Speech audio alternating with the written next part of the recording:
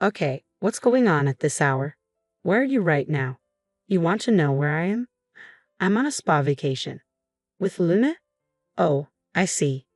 I found everything out when my husband lied to me. My name is Kate. I'm a 30-year-old office worker. I've been married to my husband Daniel for 6 years, and we have a 6-year-old daughter named Luna. We got married during my pregnancy, and Luna is growing up to be a wonderful girl. Mom, I'll help you. Really? Can you roll the hamburger patties like this? Yes, I'll do it. There you go. Oh, Luna, you're so good at this. Here's one for Dad and one for Mom. That's a big one for Daddy. Daddy's had a tough day at work, so he deserves the big one. He might even cry with happiness. As I enjoyed cooking with my daughter, my husband emerged from the bath. Luna ran to him and said, "I made your hamburger, Daddy." He was thrilled and responded, "Really? I can't wait to eat it." We were living as a happy family, or so I thought. Both my husband and I worked, but he had a shorter commute and fewer overtime hours, so I often asked him to pick up Luna from kindergarten. Lately, though, he'd been coming home later due to work commitments, and I had to pick her up and bring her home. Mom, does Daddy not like me anymore? My heart ached as Luna asked this on our way home from kindergarten. She missed him because he usually picked her up, and now he came home so late, sometimes missing her entirely. I comforted her, even though my own heart was breaking.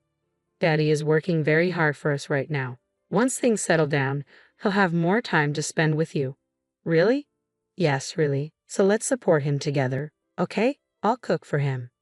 Luna smiled, a truly good girl, and said, "I can't wait until we can eat together as a family again." But as months passed, Daniel's work schedule remained erratic. He'd come home at 2-3 a.m. or sometimes even take the first train home in the morning. I started to wonder, are you sure it's work? If you're just out drinking, I wish you'd come home to spend time with Luna. I couldn't take it any longer and decided to confront my husband.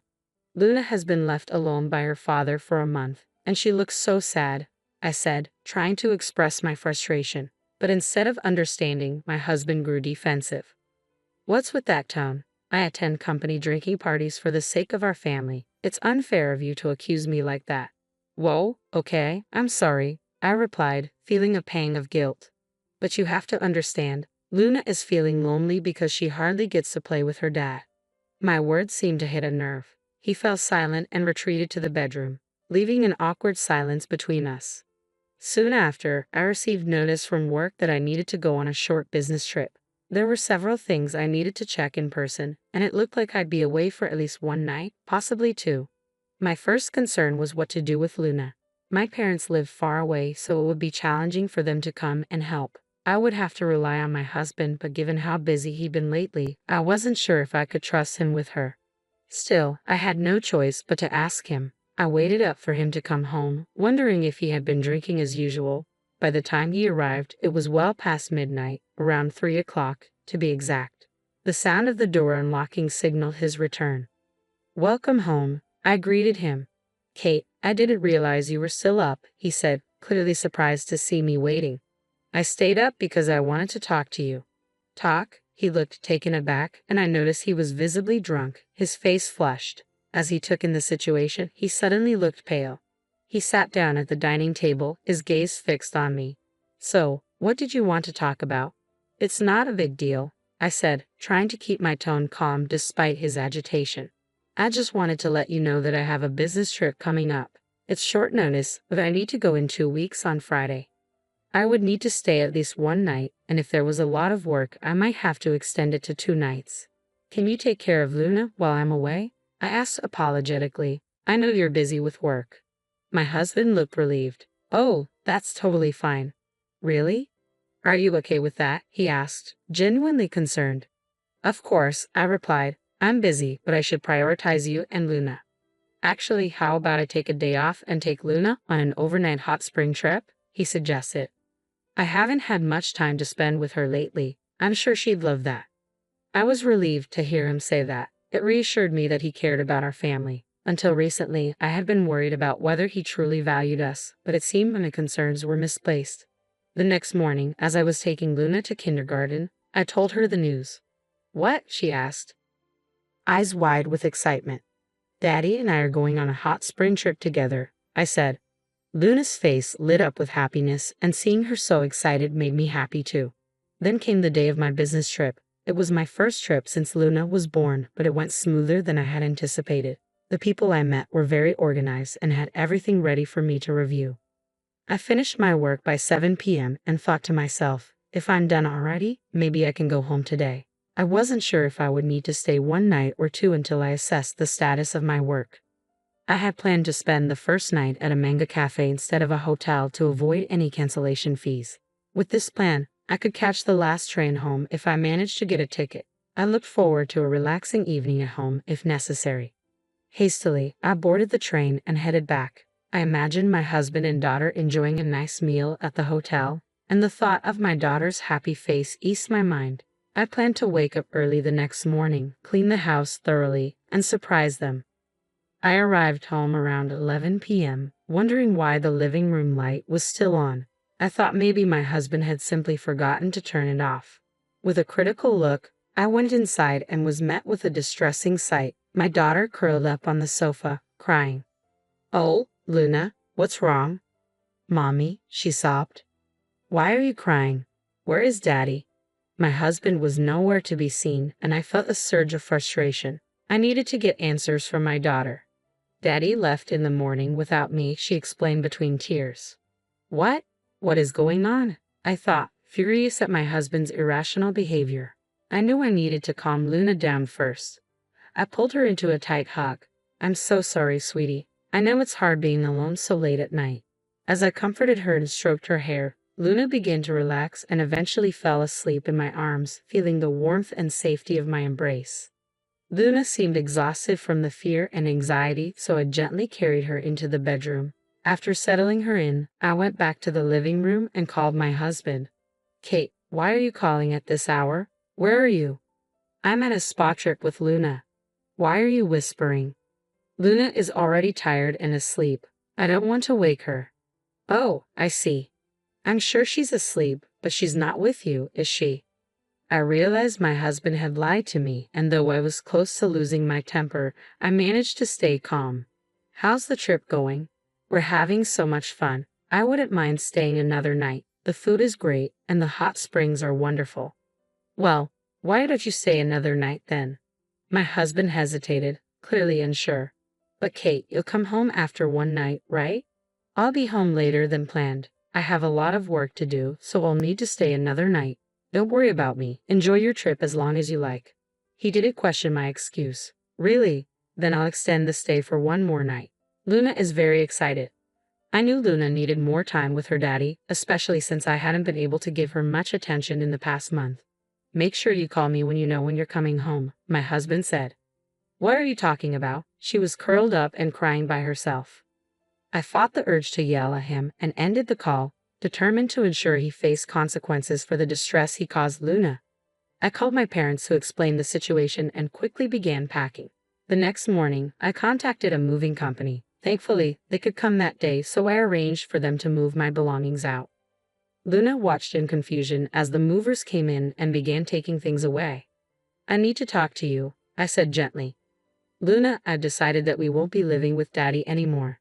I don't want you to be sad. I'm going to quit my job and move in with Grandma and Grandpa. That way I can spend more time with you." I added, "If we move to Grandma and Grandpa's house, you won't be able to see Daddy as often. What do you want to do?" I felt it was a tough question for a 6-year-old, but I wanted to understand her feelings. "Will I never see Daddy again?" she asked, her voice muffled. "If you really want to see him, I can arrange for you to visit occasionally, but he won't be living with us anymore." Even though my daughter had done nothing wrong, I wanted her to have the chance to see her father if she wished. However, given that he had gone on vacation while leaving her alone at home, I doubted he would make much time for her after the divorce. As I considered all this, Luna seemed to come to a decision. She looked me in the eyes with resolve and said, "I'm going with you, Mommy. Daddy probably doesn't care about me." I cried out, asking him why he was leaving me, but he walked away without a word. My disgust for him grew deeper. To abandon his 6-year-old daughter just to go on vacation with his mistress was unforgivable. He was a terrible man, a poor father, and a disgrace. I regretted leaving Luna with him for the business trip if it meant this would happen. "I'm so sorry for making you so sad, Luna." I said as I hugged her tightly. We began preparing for the move, determined to start fresh. As for my husband, I decided to leave him to his own consequences. With that thought, I took Luna and headed to my parents' house. A few hours later, my phone rang. It was my husband. Hey, why is all your stuff gone? And Luna's stuff too. What's going on? Don't you know why? I replied. Of course not. Luna's crying because her stuff is gone too. Are you still trying to lie to me after everything? My husband seemed confused. Luna is now eating noodles that my mother made. What? He asked, bewildered. We already know you left Luna alone to go on a trip with someone else. How could you leave a 6-year-old girl at home? You're not fit to be a father. If I hadn't come back when I did, you could have traumatized Luna for life. My husband was silent, realizing I was already with Luna. He had no excuses left. It was clear he didn't care about his daughter and was willing to leave her alone just to be with another woman. I can't live with you anymore. I want a divorce, I said firmly. Divorce? Oh no, please think about it again. I can't. I don't want to see you anymore. As I spoke with my husband on the phone, the doorbell rang repeatedly. Oh God, who could it be at a time like this? I wondered aloud. My husband sounded irritated, but I knew who was at the door. It looks like they've arrived, I said, hearing my father-in-law's voice rise in anger through the phone. A moment later, I heard my father-in-law shout, "What the hell are you doing?" followed by a loud thud.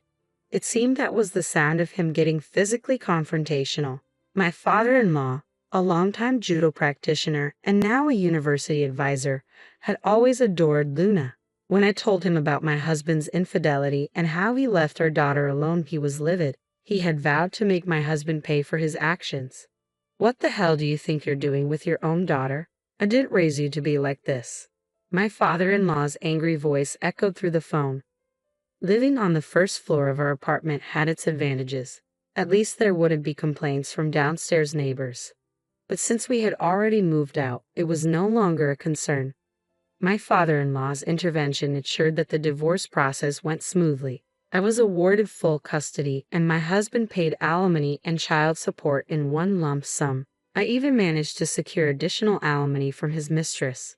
My husband's attempts to remarry his mistress failed. She was only interested in a fling and didn't want marriage. Now, he faced shame at work, had been disowned by his parents, and had lost both his mistress and his daughter. As for me, I'm finding happiness at my parents' house, spending quality time with Luna.